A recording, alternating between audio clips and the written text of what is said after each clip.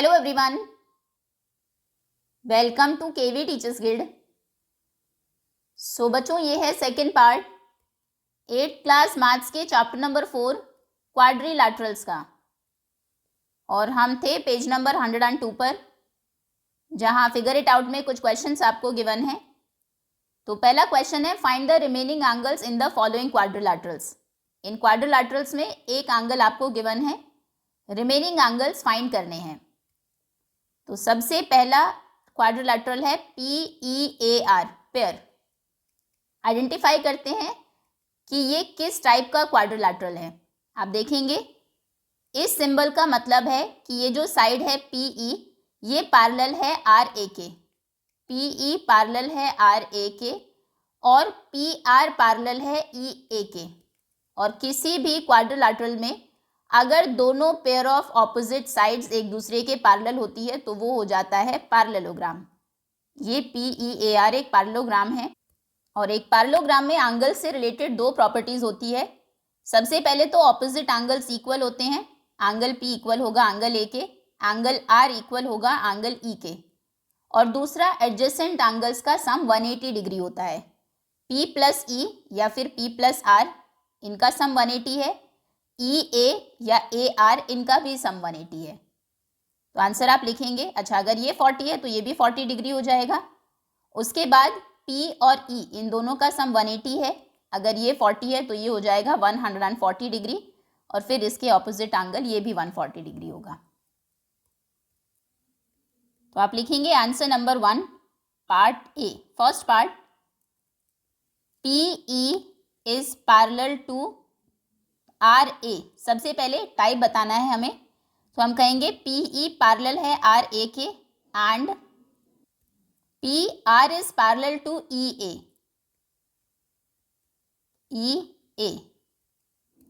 So both pairs of opposite sides are parallel.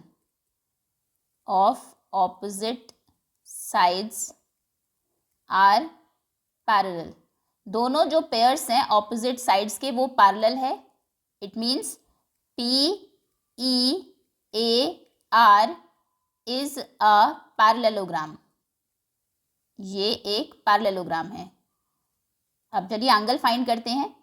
आप कहेंगे angle A equal है angle P के, ये एंगल इसके इक्वल है।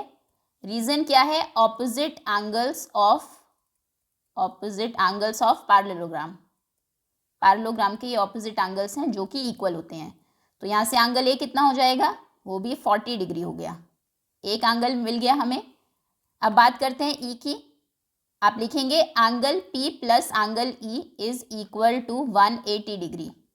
ये सेकेंड प्रॉपर्टी है जिसके अकॉर्डिंग जो एडजेसेंट एंगल्स होते हैं उनका सम 180 डिग्री होता है। रीजन आप लिखेंगे एडजेसेंट एंगल्स ऑफ पैरेललोग्राम। चलिए, अब P आपको पता है 40 है, E आपको फाइंड करना है इज 180 डिग्री। तो एंगल E हो जाएगा 180 माइनस 40 यानी कि 140 डिग्री। E मिल गया। अब अगेन जितना एंगल E होगा उतना ही एंगल R होगा। Angle R is equal to angle E। Reason क्या है? Opposite angles of parallelogram. तो एंगल R भी कितना हो जाएगा? 140 डिग्री। बस ये चारों एंगल्स आपको मिल गए। ये हमारा कंप्लीट आंसर है। Okay, next second part. Second में PQRS, ये भी एक पैरेललोग्राम है। PQ पैरेलल है SR के और ये PS पैरेलल है RQ के। तो दोनों पेयर्स पैरेलल है एक दूसरे के, मतलब PQRS इज अ पैरेललोग्राम। बस इसमें भी वही है, ये 110 है, ये भी 110 डिग्री ही होगा। इन दोनों का सम 180 होना चाहिए। तो 110 में क्या ऐड करे कि 180 हो जाए? 70। अब ये 70 है तो ये भी 70 होगा। आंसर आप लिखेंगे part 2, PQ is parallel to SR and SP is parallel to RQ. Both pairs of opposite sides are parallel. दोनों ही जो पेयर्स हैं ऑपोजिट साइड्स के वो पैरेलल हैं, are parallel. So PQRS is a parallelogram. तो PQRS है एक parallelogram. अब पैरेललोग्राम है तो जितना एंगल R है वही एंगल P होगा। P और R इक्वल होंगे। रीजन क्या है? Opposite angles of parallelogram. ये पैरेललोग्राम के ऑपोजिट एंगल्स हैं। तो R भी कितना हो जाएगा? जितना P है, यानी कि 110 डिग्री। ओके, अब P अगर पता है तो Q हम फाइंड कर सकते हैं। अच्छा, अगर P पता, आप S भी फाइंड कर सकते हैं। S और P का सम भी 180 ही होगा। ये भी एडजेसेंट एंगल्स ही हैं। तो आप P प्लस Q लिख दीजिए या P प्लस S लिख दीजिए, एक ही बात है। P प्लस एंगल Q इज 180 डिग्री, क्योंकि एडजेसेंट एंगल्स का सम 180 होता है। Adjacent angles of parallelogram. तो चलिए, P है 110 प्लस Q इज 180, तो Q हो जाएगा 180 माइनस 110, यानी कि 70 डिग्री। अब Q अगर 70 है तो S भी 70 होगा। Angle S is equal to angle Q। Reason क्या है? Opposite angles of parallelogram. तो एंगल S भी Q के इक्वल, यानी कि 70 डिग्री हो जाएगा। ओके, इस तरह से हम चारों एंगल्स फाइंड करेंगे। Now next is UVWX। अब देखो, सबसे पहले तो ये सिंबल्स आपको पता होने चाहिए। किसी भी पॉलीगन में अगर साइड्स के ऊपर इस तरह के सिंबल्स हैं, मतलब वो साइड्स आपस में पैरेलल है। ये इसके पैरेलल है, यहाँ दो एरोज हैं, ये दोनों आपस में पैरेलल है। अगर ये सिंबल आपको दिखे कहीं, ये लाइन, इसका मतलब ये साइड्स आपस में इक्वल है। ये इसके इक्वल है, ये इसके इक्वल है। इसमें आप देखेंगे चारों साइड्स के ऊपर सिंगल लाइन है, मतलब ये सभी साइड्स आपस में इक्वल है। अब एक क्वाड्रिलैटरल जिसमें चारों साइड्स इक्वल हो, वो क्या होता है? वो होता है एक रोम्बस। स्क्वायर भी हो सकता है, लेकिन उसके लिए ज़्यादा कंडीशंस चाहिए। मिनिमम एक रोम्बस तो होगा ही होगा। तो UVWS एक रोम्बस है, क्योंकि चारों साइड्स इक्वल है।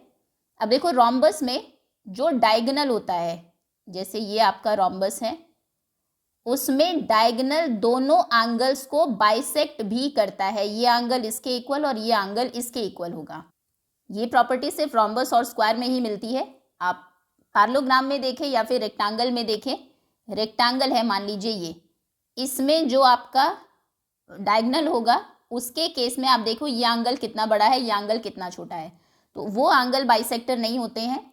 लेकिन रोम्बस में और स्क्वायर में जो आपके डायगोनल्स होंगे वो एंगल बाइसेक्टर्स भी होते हैं। ये इसके इक्वल और ये इसके इक्वल होगा।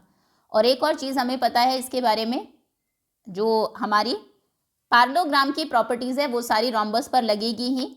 मतलब ऑपोजिट एंगल्स इक्वल तो है ही, साथ ही साथ ये इसके इक्वल और ये इसके इक्वल भी है। तो मतलब ये चारों आपस में इक्वल है। एक ये एंगल पता लगते ही आपको चारों पता लग गए। कैसे? मान लीजिए ये 100 था, हम सिर्फ अज्यूम कर रहे हैं अभी। 100 डिग्री, तो सामने वाला भी 100 होगा, क्योंकि ऑपोजिट एंगल्स इक्वल होते हैं। अगर पैरेललोग्राम में होंगे तो रोम्बस में होंगे ही। रोम्बस भी एक तरह का पैरेललोग्राम ही है, स्पेशल पैरेललोग्राम है। अब ये जो डायगोनल है, इसने इसको बाइसेक्ट किया, मतलब 50-50 हो गया। तो इधर भी 50-50 हो जाएगा, चारों एंगल्स इक्वल हो गए। और अगर ये प्रॉपर्टी आपको नहीं भी पता, तो ये तो हमें पता है ना कि एक ट्रायंगल में अगर दो साइड्स इक्वल होती हैं तो ऑपोजिट एंगल्स भी इक्वल होते हैं। अगर ये साइड इसके इक्वल है ट्रायंगल WXV में, तो फिर ये एंगल और ये एंगल आपस में इक्वल होंगे। अब ध्यान से सुनिएगा, एंगल 1 है, मान लीजिए एंगल 1 इक्वल है एंगल 2 के, लेकिन एंगल 1 एंगल 3 के भी इक्वल है। अगर इसका नाम एंगल 3 हम देते हैं, ये है एंगल 3। क्यों? क्योंकि ये ऑल्टरनेट इंटीरियर एंगल्स हैं। ये लाइन इसके पैरेलल है, ऑपोजिट साइड्स पैरेलल होती है एक रोम्बस में, और इसको ट्रांसवर्सल ले लीजिए तो ये Z बनता हुआ दिख रहा है हमें। एंगल 1 2 के इक्वल था और एंगल 1 3 के भी इक्वल है, मतलब 2 और 3 भी आपस में इक्वल है। क्लियर है? लेकिन इतना सब करने की ज़रूरत हमें नहीं है। हमें पता है सभी प्रॉपर्टीज़ एक रोम्बस की, that diagonals of a rhombus bisects the angles. जो डायगोनल्स होते हैं वो एंगल बाइसेक्टर्स होते हैं, ये इसके इक्वल और ये इसके इक्वल, इस तरह से। तो बस अगर ये 30 है तो आपको ये 30 मिल गया, फिर ये दोनों भी 30-30 हो गए। ऐसे निकाल लीजिए इस ट्रायंगल में, ये एंगल इसके ऑपोजिट है इसलिए इक्वल है, फिर ये भी 30 हो गया। अब ये एंगल कैसे आप फाइंड करेंगे? फिर से यही ट्रायंगल लीजिए WXV। इस ट्रायंगल में दो एंगल्स आपको पता है 30-30 है, तीसरा आप फाइंड कर लेंगे 180 से माइनस करके एंगल सम प्रॉपर्टी को यूज़ करके। ओके, तो आंसर आप लिखेंगे आंसर नंबर 3। पहले तो हम बताते हैं कि ये रोम्बस क्यों है। हम कहेंगे UV is equal to VW is equal to WX is equal to UX।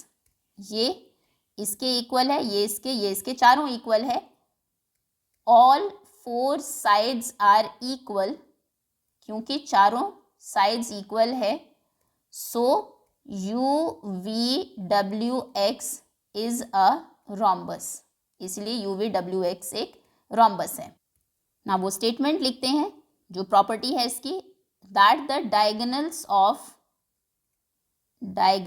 Of a rhombus, जो डायगोनल्स होते हैं रोम्बस के, दे बाइसेक्ट ईच अदर, मतलब कि ये एंगल UVX इक्वल होगा WVX के, ये एंगल इसके इक्वल है। So angle UVX is equal to angle WVX। तो UVX हमें 30 पता है, तो एंगल WVX कितना हो जाएगा 30 डिग्री। एक एंगल मिल गया आपको। अच्छा, आपको सारे इंटीरियर एंगल्स नहीं बताने हैं, क्वाड्रिलैटरल के एंगल्स बताने हैं, remaining angles of the quadrilateral. तो क्वाड्रिलैटरल जो है UVWX जो रोम्बस है, उसमें आप एंगल V, एंगल X, पूरा एंगल W और पूरा एंगल U बताएंगे। तो एंगल V कितना हो जाएगा, अभी ये आंसर नहीं है। एंगल V हो जाएगा, एंगल V दो एंगल्स को मिलकर बना है, ये और ये, तो ये होगा angle UVW plus angle WVX। तो यानी कि 30 plus 30 equal to 60 degree. Angle V है 60 डिग्री। अब अगर एंगल V 60 है तो एंगल X भी 60 होगा। ऑपोजिट एंगल्स ऑफ रोम्बस अगर पैरेललोग्राम के इक्वल होते हैं तो रोम्बस के तो होंगे ही। तो एंगल X इक्वल है एंगल V के opposite angles of rhombus. Angle X भी कितना हो जाएगा 60 डिग्री। दो एंगल्स मिल गया, बाकी के दो फाइंड करने हैं। देखो, उनको निकालने का आसान तरीका एक तो वही है कि आप पहले ये एंगल 30 कर लीजिए। अगर ये पूरा 60 है, ये पूरा 60 है, तो ये भी 30-30 हो जाएंगे। ये 30 और फिर यहाँ से ट्रायंगल का तीसरा एंगल निकाल लीजिए, लेकिन वो थोड़ा सा लेंदी है, उससे भी आसान तरीका है हमारे पास। हमें पता है एंगल V और एंगल W दोनों इक्वल है, तो मान लीजिए दोनों की वैल्यू K है। X नहीं ले सकते क्योंकि X हमारे एक पॉइंट का नाम है। तो हम कहेंगे angle V is equal to angle W equal to K। Let मान लिया हमने V और W इक्वल है और वो K के इक्वल है। अब आप बताइए क्वाड्रिलैटरल में चारों एंगल्स का सम कितना होता है। ट्रायंगल में तो 180 होता है, क्वाड्रिलैटरल में 360 डिग्री होता है। So angle U plus angle V plus angle W plus angle X is equal to 360 degree due to angle sum property. ये एंगल सम प्रॉपर्टी है क्वाड्रिलैटरल की। अब U और W क्या है, K, इसकी जगह K लिख दिया। V हमें पता है एंगल V था 60, तो इसकी जगह हमने 60 डिग्री रखा। W भी K है प्लस एंगल X भी 60 डिग्री है plus 60, this is equal to 360 degree. तो K प्लस K हो जाएगा 2K, 60 हो जाएगा 120 डिग्री इज 360 डिग्री। तो 2K इज 360 माइनस 120, यानी कि ये होगा 6 माइनस 2 4, 3 माइनस 2 240 डिग्री। तो K हो जाएगा 240/2 यानी कि 120 डिग्री। K अगर 120 है मतलब एंगल U और एंगल W भी 120 है। So angle U is equal to 120 degree and angle W is equal to 120 degree. मिल गए चारों एंगल्स। चलो आगे आते हैं। आगे भी सेम यही क्वेश्चन है, चारों साइड्स इक्वल है, मतलब ये भी एक रोम्बस है। ये 20 है तो ये भी 20 हो जाएगा, ये पूरा 40 हो गया, ये 40 है तो ये भी 40 है। फिर चारों का सम 180 होता है, इनको x ले लेंगे, उसके बाद एंगल सम प्रॉपर्टी से आंसर फाइंड करेंगे। एक बार इसका कंप्लीट आंसर देख लीजिए। यहाँ से स्टार्ट है। पहले हमने चारों साइड्स जो इक्वल गिवन है वो लिखी, उसके बाद रोम्बस प्रूव किया, रोम्बस की ये प्रॉपर्टी लिखी, दूसरा एंगल निकाला, इसके बाद ये फिर इन दोनों को ऐड करके एंगल V निकाला, क्योंकि क्वेश्चन में हमसे क्वाड्रिलैटरल के सभी एंगल्स पूछे गए हैं, तो आपको ये कंप्लीट एंगल्स निकालने हैं, हाफ हाफ नहीं। अब जितना ये हुआ उतना ही ऑपोजिट एंगल हो गया। अगर ये 60 है, ये भी 60 हो गया, दो एंगल्स निकल गए। अब ये दोनों आपस में इक्वल है, इनको हमने के वैल्यूज़ दे दी। दो एंगल आपको पता है, दो की वैल्यू सेम है, चारों का सम 360 होता है। हमने सिर्फ उसको सॉल्व किया, के की वैल्यू आई 120 डिग्री, तो बाकी के दोनों एंगल्स हो गए 120 120। ओके, अब आते हैं हम पार्ट 4 पर। इसमें भी वैसे ही शुरुआत करेंगे, पहले प्रूव करते हैं कि ये रोम्बस क्यों है। हमें दिया है AE, EI, IO और OA चारों आपस में इक्वल है। AE is equal to EI equal to IO equal to OI, ये गिवन है। Now all four sides are equal. अगर चारों साइड्स इक्वल हैं तो यानी कि AEIO इज अ रोम्बस, यानी कि AEIO एक रोम्बस है। अब रोम्बस के जो डायगोनल्स होते हैं वो बाइसेक्ट करते हैं एंगल्स को। नाउ डायगोनल्स, पहले प्रॉपर्टी लिखते हैं, of a rhombus bisect the angles, bisect it's angles. ये अगर डायगोनल है तो इसने इस एंगल को और इसने इस एंगल को बाइसेक्ट किया है, तो अगर ये 20 है तो दूसरा एंगल भी 20 हो जाएगा। मतलब कि ये जो डायगोनल है OE, इसने बाइसेक्ट किया एंगल ए को। चलो एक एक्स्ट्रा लाइन लिख देते हैं यहाँ पर। So diagonal OE bisects angle E, उसने एंगल E को बाइसेक्ट किया है, मतलब ये एंगल इसके इक्वल है। So angle AEO equal to ये एंगल AEO, ये एंगल इक्वल है IEO के, इक्वल टू एंगल IEO। अब AEO हमें पता है 20 है, तो एंगल IEO भी कितना हो जाएगा 20 डिग्री। ये 20 है, ये 20 है, तो पूरा एंगल E कितना हो जाएगा 40 degree. So angle E equal to 20 + 20 यानी कि 40 डिग्री। एक एंगल मिल गया 40 डिग्री। चार अभी फाइंड करने हैं। अब अगर एंगल E 40 है तो O भी 40 होगा, वो ऑपोजिट एंगल्स हैं। एंगल O इक्वल है एंगल E के, reason being opposite angles of rhombus, ये रोम्बस के ऑपोजिट एंगल्स है, तो एंगल O भी हो गया 40 डिग्री। ठीक है, दो एंगल्स मिल गए। अब बाकी के दो कैसे फाइंड करेंगे, A और I आपस में इक्वल है। Similarly angle A is equal to angle I equal to, मान लीजिए दोनों x डिग्री है, x है दोनों। अब हमें पता है angle A plus angle E plus angle I plus angle O, चारों एंगल्स का सम 360 होगा। Angle sum property as sum of all four angles of any quadrilateral is 360 degree. A x है, E कितना है, E 40 है, I भी x है, A और I दोनों की वैल्यू x हमने अज्यूम की है, x प्लस O भी 40 है, इक्वल टू 360 डिग्री। 40 40 80 हो जाएगा, उधर जाके माइनस होगा, और x हो जाएगा 2x। 360 - 40, 360 - 40 होंगे 320, तो x होगा 320/2, 2 1s are 2, then 2 6s are 12, 160 degree. तो x, ये दोनों एंगल्स x थे, A भी 160 है, और एंगल नहीं, कुछ गड़बड़ किया हमने, क्योंकि अगर ये 160 है और ये 40 है तो इनका सम तो 180 होना चाहिए। एडजेसेंट का सम भी तो 180 होता है ना। सो यहाँ पर ये 40 40 80 माइनस करना था, हमने 40 ही माइनस कर दिया, तो ये होगा 0 8 8 8 16 280, 280/2 यानी कि 140 डिग्री। देखो अब बिल्कुल सही है, ये 140 है, ये 40 था, दोनों का सम 180, एडजेसेंट एंगल्स का सम। ठीक है, 140, तो मतलब एंगल A भी 140 डिग्री है और एंगल I भी 140 डिग्री है। ओके, इस तरह से आप चारों एंगल्स फाइंड करेंगे। चलिए next. Now using the diagonal properties construct a parallelogram. Parallelogram के डायगोनल से रिलेटेड क्या प्रॉपर्टीज होती है कि पैरेललोग्राम के डायगोनल्स एक तो इक्वल होते हैं, ऊपर से इक्वल नहीं होते, एक दूसरे को बाइसेक्ट करते हैं। इक्वल होते हैं एक रेक्टेंगल के, तो डायगनल्स इक्वल नहीं होते, बस एक दूसरे को बाइसेक्ट करते हैं, ये इसके इक्वल है, ये इसके इक्वल है। Whose diagonals are of length 7 centimetre and 5 centimetre. उसके डायगनल्स की लेंथ आपको दी है, ये है 7 सेंटीमीटर बड़े वाला, ये है 5।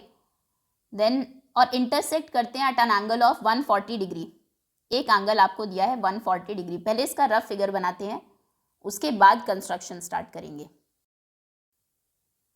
देखिए मान लीजिए ये है वो पैरेललोग्राम ABCD जो आपको ड्रॉ करना है। ये इसके डायगनल्स हो गए AC और दूसरा है BD। एक 7 सेंटीमीटर है, BD बड़ा है क्योंकि वो 7 सेंटीमीटर होगा, ये 7 है। अब क्योंकि डायगनल्स एक दूसरे को बाइसेक्ट भी करते हैं, मतलब 3.5 सेंटीमीटर 3.5 दोनों तरफ, और AC पूरा 5 था तो ये हो जाएगा 2.5 इस तरफ, 2.5 ये सेंटर अगर हम O लेकर चले, O के उस तरफ। अब एक एंगल 140 डिग्री है सेंटर पर, कोई भी एंगल आप ले सकते हैं। मान लीजिए ये एंगल है 140 डिग्री, 140 डिग्री। चलिए अब ड्रॉ करना स्टार्ट करते हैं। ये 2.5 सेंटीमीटर है। ओके, सबसे पहले क्योंकि साइड्स तो हमें नहीं पता, डायगनल्स ही पता है, तो कोई भी एक डायगनल हम ड्रॉ करते हैं। मान लीजिए हमने ड्रॉ किया डायगनल AC जिसकी लेंथ है 5 सेंटीमीटर। आप स्केल से एक 5 सेंटीमीटर की लाइन ड्रॉ करेंगे और उसका सेंटर पॉइंट फाइंड कर लीजिए स्केल को ही यूज़ करके। 5 सेंटीमीटर का हाफ होता है 2.5, तो 2.5 सेंटीमीटर पर यहाँ पर डॉट लगाकर लिख दीजिए ये है पॉइंट O, ये है A और C। A और C आपने ड्रॉ किया ये, और सेंटर पॉइंट इसका ले लिया 2.5 इस तरफ, 2.5 उस तरफ, ये हो गया O। अब इस O के ऊपर आपको 140 डिग्री का एंगल ड्रॉ करना है, तो D रखेंगे आप यहाँ पर, इसको सेंटर पॉइंट रख के ये D आपने रखा, और एक ही साइड से काउंट करना स्टार्ट कीजिएगा 140, क्योंकि यहाँ पर ये AC है आपका, इस तरफ से है एंगल 140 डिग्री का, तो यहाँ से ये आपका D हो गया। इस तरह से यहाँ 10, 20, 30, 40, 50, 60, 70, 80, यहाँ 90 होगा बिल्कुल ऊपर, फिर 110, 120, 130, 140, यहाँ पर डॉट लगा के D को आप हटा लेंगे। इस डॉट को और सेंटर पॉइंट को ज्वाइन करती हुई एक लाइन खींचेगा काफ़ी बड़ी। देखो इस तरह से करना है, इसके ऊपर ये 140 डिग्री का एंगल आपको बनाना है, ये होता है D या प्रोट्रैक्टर भी इसको कहते हैं। चलिए काफ़ी बड़ी एक्सटेंड होती हुई आगे की तरफ लाइन हमने ड्रॉ की, और ये एंगल हमने बनाया है 140 डिग्री का, इसको लिख देते हैं 140 डिग्री। अब एक डायगनल AC है, दूसरे दो पॉइंट्स B और D आपको चाहिए।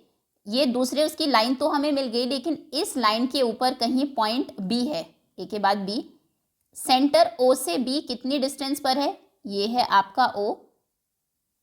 तो यहाँ अच्छा D देखते हैं पहले, B बाद में। D कितनी डिस्टेंस पर है यहाँ से, 3.5 सेंटीमीटर की डिस्टेंस पर, और इस तरफ B भी 3.5 सेंटीमीटर की डिस्टेंस पर है। तो यहाँ से जहाँ आपने 140 डिग्री का एंगल बनाया है, देखिए ये लाइन आपने ड्रॉ की है बेसिकली एक्सटेंड होती हुई।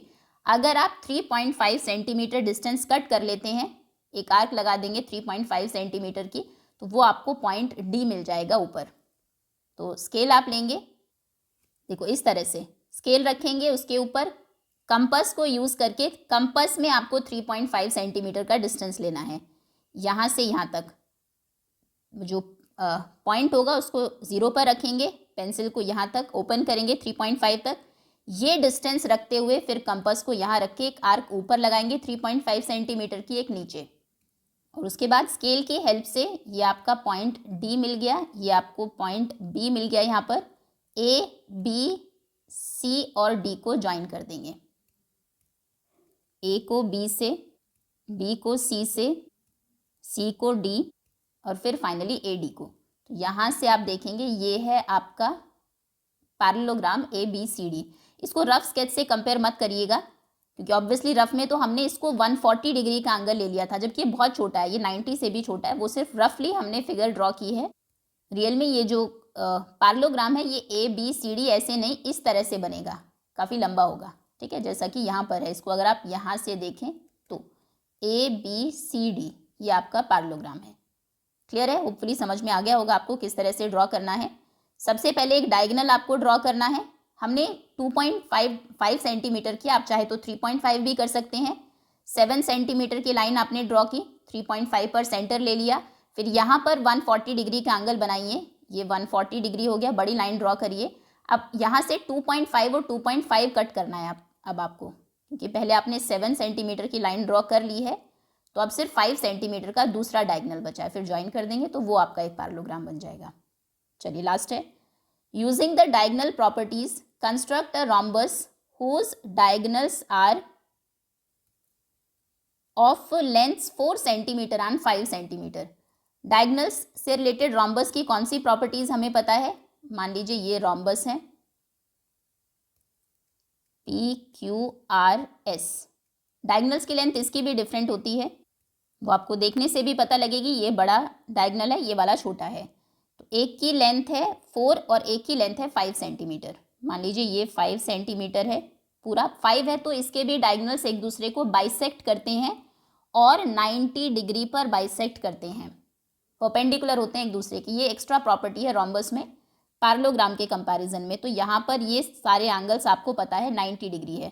अब पूरा अगर ये 5 है मतलब 2.5 इस तरफ होगा, ये अगर इसको हम O ले ले, ये 2.5 सेंटीमीटर है, ये भी 2.5 सेंटीमीटर है, दूसरी तरफ ये 2 सेंटीमीटर और 2 सेंटीमीटर है, दूसरा डायगोनल जो 4 सेंटीमीटर लेंथ का था।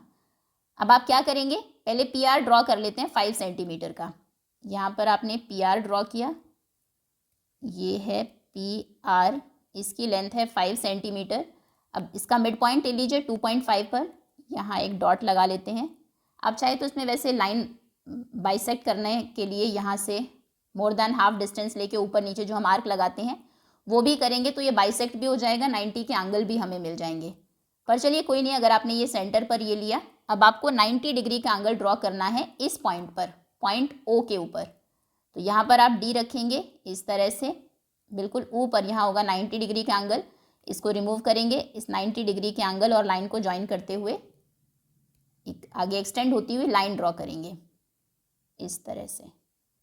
ओके, अब यहाँ से आपको कट करना है ये इससे पास होते हुए O से PR, तो आपको पता है Q और S ये दोनों पॉइंट्स O से कितनी डिस्टेंस पर है, 2 सेंटीमीटर की। तो यहाँ से ऊपर और नीचे से 2 सेंटीमीटर की डिस्टेंस के 2 आर्क्स आप लगाएंगे। कंपास में 2 सेंटीमीटर का डिस्टेंस लेंगे, जैसे अभी इससे पहले हमने 3.5 लिया था। ये दोनों पॉइंट्स मिल जाएंगे, ये है Q, ये है S। आप ज्वाइन कर दीजिए PS इस तरह से, और ये है हमारा पैरेललोग्राम। इधर से आप देखेंगे तो ये पैरेललोग्राम के जैसा आपको दिखेगा। Okay, and that's all students. इसमें ये पूरी डिस्टेंस आपने 5 ली थी, 5 का हाफ ये 2.5 है, ये 2.5 है, फिर 2 सेंटीमीटर के कट्स लगाए थे ऊपर, तो देखो वो 2 सेंटीमीटर ही होंगे, और ये 90 डिग्री बनाया था। तो क्योंकि रोम्बस के डायगनल्स एक दूसरे को 90 डिग्री पर बाइसेक्ट करते हैं, इसीलिए सेंटर में जो दोनों डायगनल्स हैं वो एक दूसरे के ऊपर परपेंडिकुलर है। एंड दैट्स ऑल स्टूडेंट्स, इसी के साथ एक्सरसाइज ओवर होती है। होपफुली सभी क्वेश्चंस आपको बहुत अच्छे से समझ में आ गए होंगे। कंस्ट्रक्शन तब आप समझ पाएंगे जब आप खुद से एक बार प्रैक्टिस करेंगे। Okay, thank you so much for watching.